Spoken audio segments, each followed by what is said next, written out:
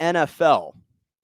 This is some interesting news. Some interesting news out of the Las Vegas Raiders, making lots of headlines. Naturally, just with John Gruden and the fact that your team is based in Vegas, you're naturally going to steer media in your direction. And Derek Carr came out yesterday and said that he would probably quit, quote unquote, if the Raiders were to trade him. Now, Derek Carr's indicated he's got no desire to leave the team. And the one thing, unfortunately, we know about Derek Carr is that his name is annually brought up in trade rumors and innuendo and speculation. He's always the subject of being on the chop block, if you will. And so this is a major chess move for two reasons. One is it sends a further message to the Raiders. I would strongly de-incentivize you from trading me. And it also discourages a team from potentially trading for Derek Carr from actually pulling the trigger. So it disincentivizes you from doing that. That's one. Second thing is it also reinforces to the Raiders organization that Derek Carr wants to be a part of this organization moving forward. He's reaffirming his commitment. He's not looking to be a renegade or a mercenary. He's not looking to cause headlines and to be a distraction to this team.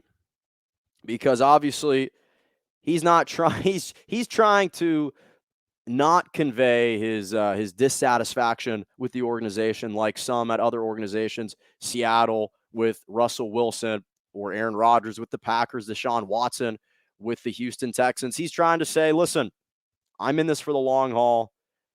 I'm committed to this organization. Don't trade me. And to be honest, I don't think that a lot of their struggles and their issues were related to Derek Carr. I've been consistent with this. Derek Carr has actually been one of the more consistent bright spots for this team. He signed, obviously, that max contract in 2017, 5 years, $125 million, which at the time paid him the highest salary in the NFL. It was the highest contract in the NFL.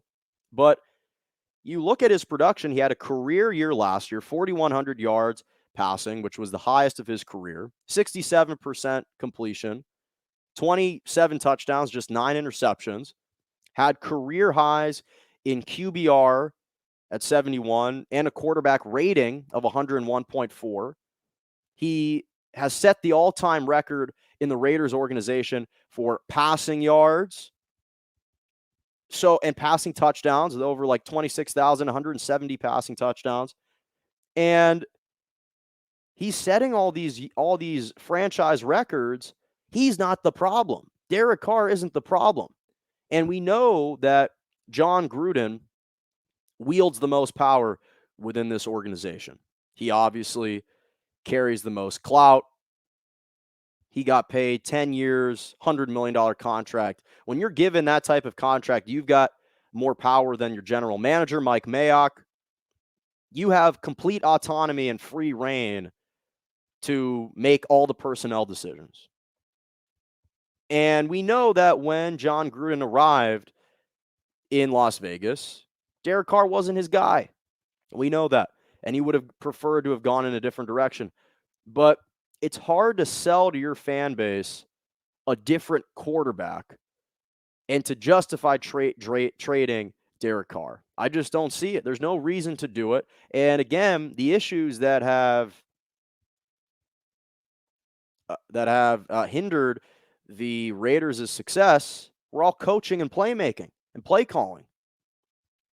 John Gruden last year, 6-3 record through the first 9 games of the year, 2-5 the rest of the way, finished 8-8. Last year, 6-4 through the first 10 games, they finished the season 1-5, finishing with a 7-9 record. Now, a lot of that you could say, well, the schedule started to ramp up, started to heat up, and was a little bit more difficult. I say perhaps the messages that you're trying to convey to your team aren't hitting the same way that they were through the first month or two of the season. So I think that a lot of that has to do with coaching, but I have no problem with Derek Carr coming out and defending himself and also trying to discourage other teams while reaffirming his commitment to the Raiders, but discouraging other teams from perhaps pursuing a trade for him. I don't see that as a legitimate option. Final topic before